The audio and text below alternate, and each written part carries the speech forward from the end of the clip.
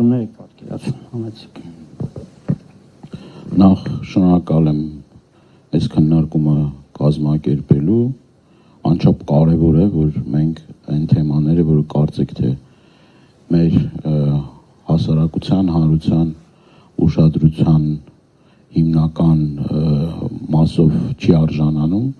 նման քննարկումները շատ կարևոր են եւ ես նորից մեկ անգամ եւս շնորհակալ եմ քննարկման կազմակերպիչներից, ներկաներից եւ կարծում եմ մեր այս քննարկումը ոչ միայն խնդիրները արձանագրելու, այլ նաեւ որոշակի լուծումների հանգելու եւ որոշակի առաջարկություններ մեր մեսիջները փոխանցելու։ Այս առումով ես ուզում եմ սկսել ուրեմն հետևյալից, եթե չգիտեմ ինչքան ժամանակ ինձ կտրամադրեք պարոն Խանոյան, բայց փորձեմ շատ կարճ ներկայացնել պարենային անվտանգության ապահովման ազգային անվտանգության կարևոր բաղադրիչներից է։ Ուզում եմ նաև նշել, որ երկրի պարենային անվտանգության բնորոշման հիմնական ցուցիչը պարենամթերքի ինքնաբավության մակարդակն է։ Միջազգային պրակտիկայում երկրի պարենային անվտանգության դիրքը գնահատվում է 3 բաղադրիչով՝ պարենամթերքի մատչելիություն, հասանելիություն, որակ եւ անվտանգություն։ Այս 3 մասերով ցավոք սրտի մենք ունենք լրջագույն խնդիրներ։ Այս առումով ցածր է հատկապես ցորենի, բուսական յուղի, հատիկնդեղենի, մշակաբույսի, թռչնի մսի, ոչխարի եւ այծի մսի կաթի ինքնաբավության մակարդակը։ Կուզեի անդրադառնալ նաեւ վիճակագրությանը, սիրելի հայրենակիցներ, ուրեմն 2024 թվականի վիճակագրությունը, եթե մենք նայում ենք, ես շատ ձեզ թվերով չեմ ծանրաբեռնի, բայց մի քանի զուգահեռներ կա, որ ինձ թվում է կարևոր է, որ մենք հնչեցնենք այստեղ։ Ուրեմն թվերով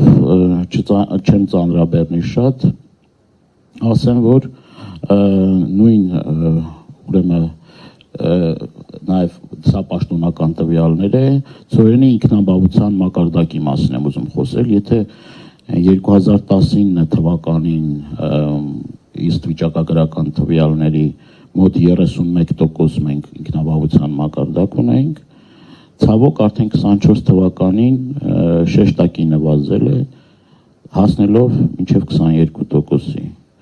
Նույնը նաև բանջարեղենի ինքնաբավության մակարդակն է, ուրեմն հատիկնդեղենի մասով կարող եմ ձեզ տեղեկացնել, որ 2019 թվականին եթե 50% էր, հիմա արդեն 38% է։ Բուսական յուղի առումով էլի զգալի նվազում ունենք,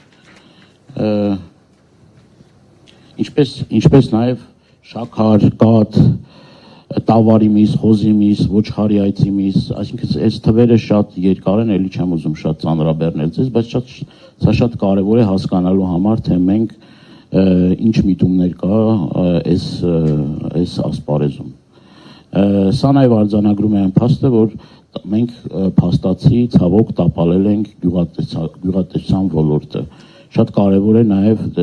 նշվեց այստեղ, որ գյուղատնտեսության նախարարությունը այլևս գոյություն չունի, դա վարչության կարգավիճակ է եւ դա նույնպես խանգարող հանգամանք է։ Ուրեմն եթե թույլ կտաք, ես նաև ուզում եմ մի քանի խոսք ասել նույն այս թվերի հետ կապված, նույն ցորենի հետ կապված, արդյոք մենք աշխատանքներ տանում ենք այս տխուր վիճակագրությունը փոխելու հետ կապված։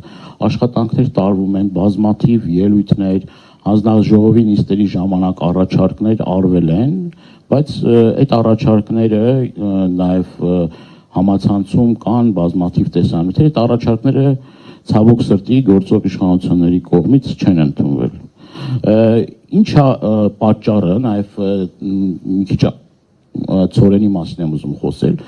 գետնի վրա մեր հայրենակիցների նաև խնդիրները որն է, որ օրինակ ցորենի մասով ունենք զգալի շեշտակի նվազում։ Սա նաև պրակտիկ իմպորտի փորձն եմ ուզում ձեզ փոխանցել։ Ուրեմն այս տարիներին ինչն են ասել մեր հայրենանախ, ցորենի գինը ահավոր ցածր է, այսինքն գյուղացիների հիմնական բողոքայինը, որ 70-80 դրամի սահմաններում է եւ դա անգամ իրենց ծախսերը չեն կարողանում հոգալ, այսինքն մինուս են գնում, էլի, ժողովրդական լեզվով ասած։ Ցորենի ուրեմն սերմի ոչ որակյալ լինելը, այսինքն անորակ սերմեր, որը չգիտեմ ժամանակին միգուցե այտենց ավելի բարձր մակարդակի վրա չի եղել, բայց համենայն դեպս իմ աշխատանքի տարիներին կամ փորձագիտական կայաններ, որտեղ որ սերմացումները փորձում էին, ասենք փորձնական, սորտափորձաքննություն ենթարկվում էին դրան, այսինքն դա կատարվում էր, էլի կրկնում եմ, շատ բարձր որակի սերմեր ստանալ, այդ սերմերը փորձարկելու արդյոք այդ բնակլիմայական պայմաններին կամ այդ սերմը համապատասխանում է, որ մենք գյուղացուն տանք, թե չտանք, այդ լաբորատոր փորձաքննություններ անպայման պետք է անցնեին այդ սերմերը, ցանկացած տիպի սերմեր պետք է լաբորատոր փորձաքննություն անցնեին, դա կներ կարտոֆիլի սերմ, ցորենի եւ այլ, նոր այդ փորձարկումներից հետո արդեն հնարավորություն տրվել մեր ազգաբնակչությանը դա արդեն պրակտիկ կիրառել, բայց հիմա ինչ է ստացվում, հիմա ոչ փորձված շատ ժամանակ խնդրահարույց սերմերը մեր հայրենակիցները ստիպված են լինում իրենց գրպանի հաշվին փորձարկում անել, այսինքն մի քանի տարի կարող են փորձարկում կատարել, հետո այսպես ասած չհաջողել կամ ձախողել, վարկային միջոցներ ներգրավել այս ամեն ինչի մեջ եւ այսպես ասած նաեւ խնդիրներ ունենալ բանկային համակարգի հետ։ Միգուցե մի քիչ երկար եմ խոսում, բայց մի կարևոր բանի մասին եմ ուզում խոսել։ Դա նաեւ կրծողների դեմ պայքարն է, այսինքն մենք այդ հարցերն ենք բարձրացրել, գետնի վրա գյուղացին ինչն է խնդիր, ասում է կրծողների հետ կապված խնդիր կա, օրինակ, բայց ապահովագրական այդ փաթեթների մեջ այդ կրծողների դեմ պայքարի ոչ մի կետ չկա։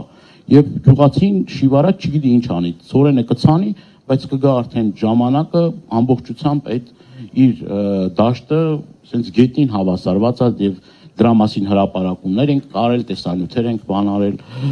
հակակարկտային կայանների արկայությունը շատ կարևոր է, որ էլի այդ ուղղությամբ մենք զգալի աշխատանքներ չենք տանում, կարելի ասել զրոական մակարդակի աշխատանքներ է կատարվում այդ ուղղությամբ։ Էլի շատ հարցեր էլ կան, միգուցե նաեւ քննարկումների ժամանակ խոսենք դրա մասին, ասենք, բայց շատ կարևոր է նաև մի կարճ, եթե կարելի է մի բան էլ ասեմ, որակի հետ էլ կապված շատ լրջագույն խնդիրներ ունենք։ Մեր արտադրած ապրանքի մեծ մասը մենք ոչ արտահանման, ոչ ներքին սպառման, կներեք, եթե խորանում եք պիտանի չի, մենք պիտի սա խոստովանենք, որ մեր արտադրանքը շատ ժամանակ որակի հետ կապված շատ լրջագույն խնդիրներ ունի եւ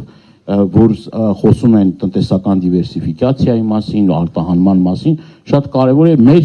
հենց մեր